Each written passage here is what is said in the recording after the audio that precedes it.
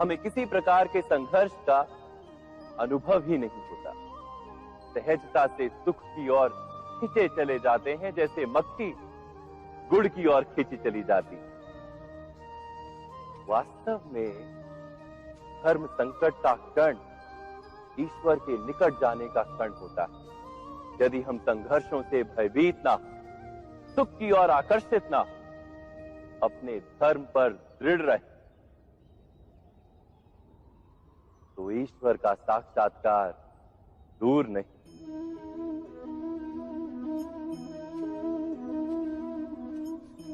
पवन से युद्ध करने वाला पत्ता यदि पेड़ से गिरता है तो भी आकाश की ओर उठता है। पवन से झुकने वाली घास वहीं भूमि पर रह जाती। अर्थात धर्म संकट से यदि हम संकट को ही टाल दें तो सुख तो मिलता है, जीवन बढ़ता है, किंतु क्या चरित्र नहीं टूटता? क्या आत्मा दरिद्र नहीं हो जाती? क्या ईश्वर से अंतर नहीं हो जाता? स्वयं विचार कीजिए। जब भी किसी की आशा और इच्छा भंग होती है तो उसका हृदय क्रोध से भर जाता है। जिस व्यक्ति को वो अपना अपराधी समझता है उसे दंड देने का प्रयत्न करता है। पर क्या हमारी इच्छा या आशा का भंग होना क्या सदा ही किसी का अपराध होता है? इच्छाओं के अपूर्ण रहने के तो कई कारण हो सकते हैं। कुछ तो संजोग के कारण अधूरी रह जाती हैं और कुछ नियति के कारण। और कभी कभी इच्छाओं का स्वरूप ही ऐसा होता है कि वो पूर्ण नहीं हो पाती। बिना परिस्थिति पर विचार किए किसी को अपराधी मान लेना न्याय नहीं, प्रतिशोध है। न्याय का आधार तो दया है, करुणा है, और प्रतिशोध का आधार क्रोध, अहंकार। अर्थात हृदय में करुणा धारण किए बिना किसी के अपराध के विषय में विचार करना, किसी को दंड देना क्या अपने आप में ही अन्याय नहीं? स्वयं विचार कीजिए।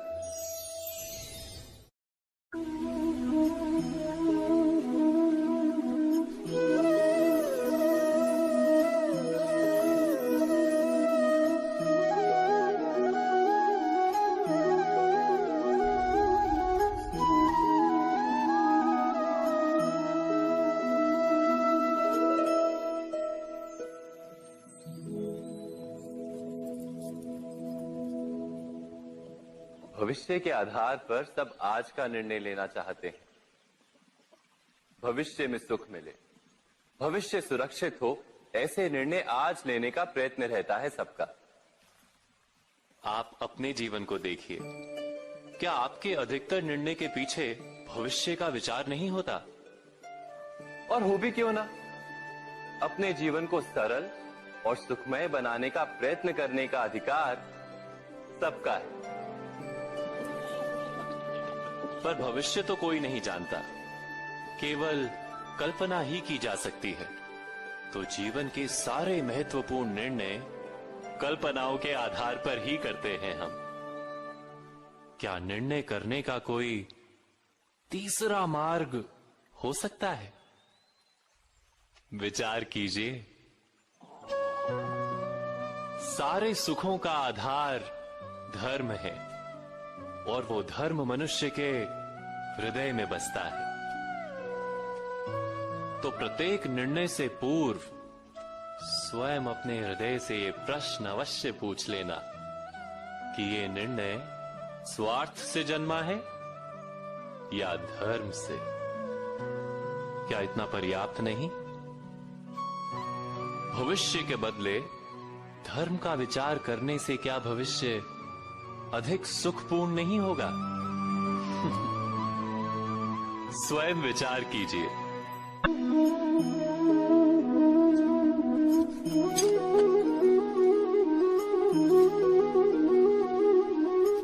भविष्य का दूसरा नाम है संघर्ष। हृदय में आज इच्छा होती है और यदि पूर्ण नहीं हो पाती तो हृदय भविष्य की योजना बनाता है। भविष्य में इच्छा पूर्ण होगी ऐसी कल्पना करता रहता है, किंतु जीवन जीवन ना तो भविष्य में है ना अतीत में। जीवन तो इस क्षण का नाम, अर्थात इस क्षण का अनुभव ही जीवन का अनुभव। पर हम ये जानते हुए भी इतना सा सत्य समझ नहीं पाते। या तो हम बीते हुए समय के स्मरणों को घेर कर बैठे रहते हैं, या फिर आने वाले समय के लिए हम योजनाएं बनाते रहते हैं। और जीवन जीवन बीत जाता है। एक सत्य यदि हम हृदय में उतार लें कि ना हम भविष्य देख सकते हैं, ना ही भविष्य निर्मित कर सकते हैं, हम तो केवल धैर्य और साहस के साथ भविष्य को आलिंगन दे सकते हैं, स्वागत कर सकते हैं भविष्य का। तो क्या जीवन का हर पल जीवन से नहीं भर जाएगा? स्वयं विचार कीजिए।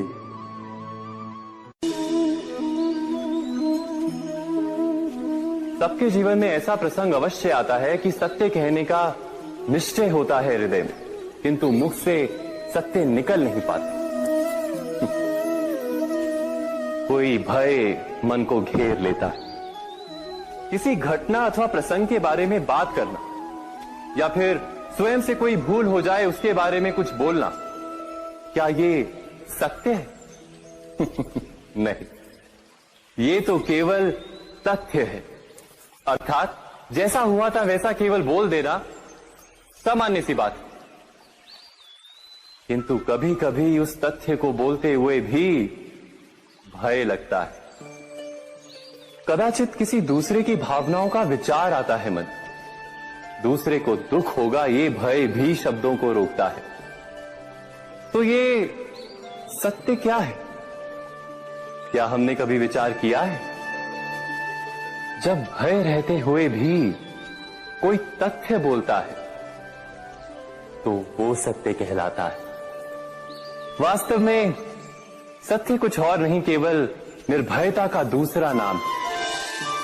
और निर्भय होने का कोई समय नहीं होता, क्योंकि निर्भयता आत्मा का स्वभाव है। अर्थात क्या प्रत्येक क्षण सत्य बोलने का क्षण नहीं होता?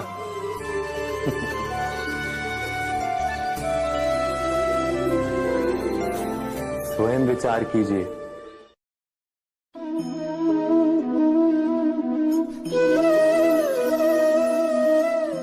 परंपरा में धर्म बसता है और परंपराएं ही धर्म को संभालने का कार्य करती हैं, ये सत्य है। पर क्या केवल परंपरा ही धर्म है? विचार कीजिए। सत्य तो यह है कि जिस प्रकार पाषाण में शिल्प होता है, उसी प्रकार परंपरा में धर्म होता है।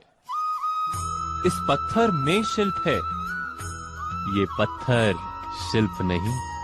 शिल्प को उजागर करने के लिए उसे तोड़ना पड़ता है, अनावश्यक भागों को दूर करना पड़ता है।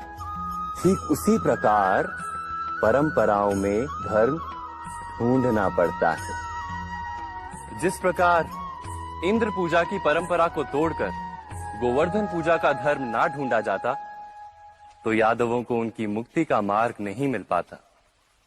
अर्थात परंपरा को पूर्णता छोड़ देने वाला धर्म से वंचित रह जाता है, और परंपरा का अंध अनुकरण करने वाला भी धर्म को प्राप्त नहीं कर पाता।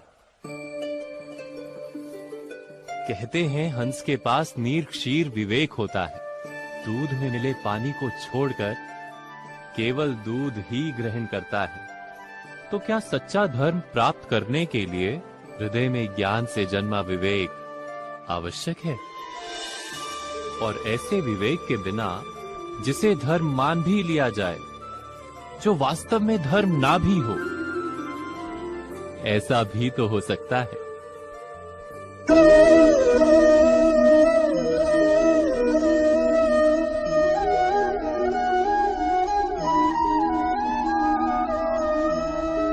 महाभारत का ये युद्ध, महाभारत की ये कथा अनेक सत्यों को प्रस्थापित करती है। महानतम सत्य ये कि अलगपन और भिन्नता ही अधर्म का मूल है और एकात्मता ही धर्म का आधार है। कैसे? स्वयं विचार कीजिए। मनुष्य का हृदय सुख की आशाओं से, सत्ता और संपत्ति की इच्छाओं से घिरा रहता है सदा। किंतु सामान्य रूप से मनुष्य अपने माता पिता, संतानों, भाई बहन या पत्नी के साथ उचित व्यवहार ही करता है, कोई अन्याय नहीं करता। वो सुख और संपत्ति को समान भागों में बांटकर भोगता है, क्योंकि वो ये जानता है कि उसके सुख का आधार है उसका परिवार, उसके सुख का कारण है उसका परिवार। मनुष्य ये भी जानता है कि उसका सुख समाज से आता है, किंतु वो समाज के साथ अन्याय कर लेता है, समाज का शोषण कर लेता है, क्योंकि वो समाज को अपने सुख का कारण नहीं मानता, वो समाज को अपने सुख का साधन मानता है। भेद है तो कारण और साधन में। मनुष्य को जब ये बोध हो जाता है कि सारा संसार परमात्मा का ही रूप है, प्रत्येक जीव परमात्मा का ही अंश है, अर्थात कोई पराया नहीं, सब अपने, ये सारा संसार अपना ही है, अपना ही परिवार है, तो क्रोध का कोई कारण ही नहीं रह जाता। सारे संघर्ष, सारा वैर, सारा प्रतिशोध नष्ट हो जाता है। अंतर में परमात्मा और संसार में एकात्मता, यही धर्म का मूल सिद्धांत है। महाभारत की ये यात्रा क्रोध से बोध की यात्रा है, भिन्नता से एकात्मता की यात्रा है। भूमि पर वास करने वाली प्रजा जब तक इस महाभारत की कथा को अपने स्मरणों में जीवित रखेगी, तब तक ऐसा विध्वंस पुनः नहीं होगा। कोई भी शक्ति इसकी महत्ता का वस्त्र हरण नहीं कर पाएगी। इस यात्रा में मेरे साथ प्रवास करने वालों को मैं अभिनंदन देता हूं। उनके हृदय में धर्म का बीज स्थापित, कल्याण, संसार का कल्याण। ओम सहना भवतु। ईश्वर हमारा रक्षण करे। सहनो भुनक्तु। हम सब मिलकर सुख भोगे। सहवीर्यम करवावहे। एक दूसरे के लिए प्रयास करें। तेजस्विनावधितमस्तु। हम सबका जीवन तेज से भर जाए। मां विद्विषावहे। परस्पर कोई द्वेष या ईर्ष्या ना हो।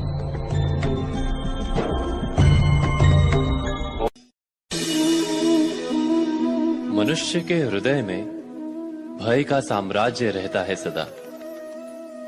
कभी संपत्ति के नाश का भय, कभी अपमान का भय, कभी अपनों से छूट जाने का भय।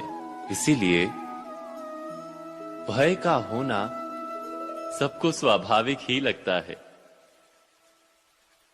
क्या कभी विचार किया है, जो स्थिति अथवा वस्तु भय को जन्म देती है, क्या वहीं से वास्तव में दुख आता है?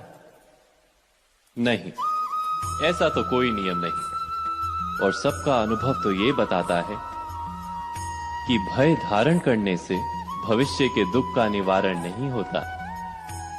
भय केवल आने वाले दुख की कल्पना मात्र ही है। वास्तविकता से इसका कोई संबंध नहीं है।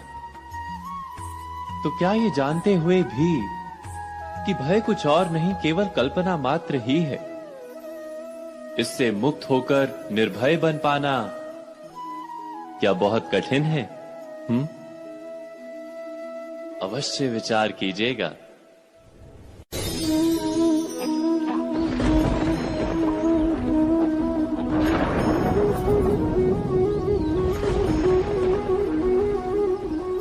शकुनों और पूर्वाभासों के आधार पर हम भविष्य के सुख दुख की कल्पना करते हैं।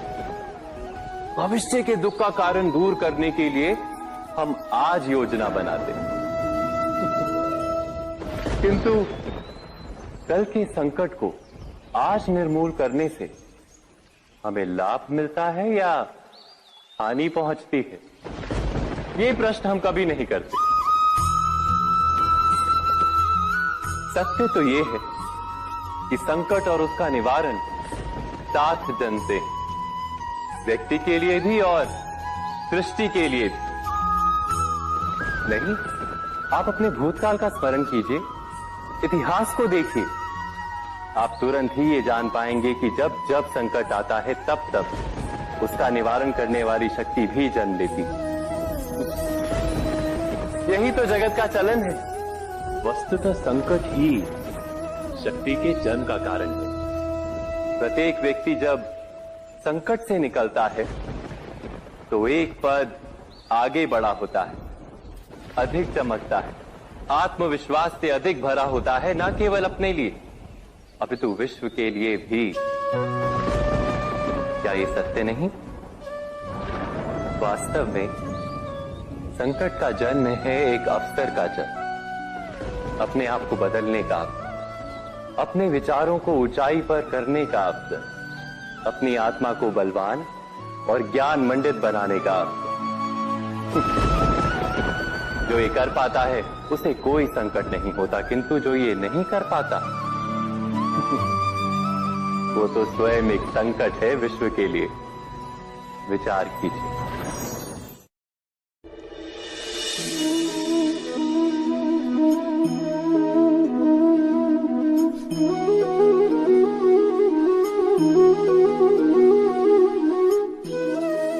जीवन का हर क्षण निर्णय का क्षण होता है। प्रत्येक पद पर दूसरे पद के विषय में कोई निर्णय करना ही पड़ता है, और निर्णय अपना प्रभाव छोड़ जाता है। आज किए गए निर्णय भविष्य में सुख अथवा दुख निर्मित करते हैं, ना केवल अपने लिए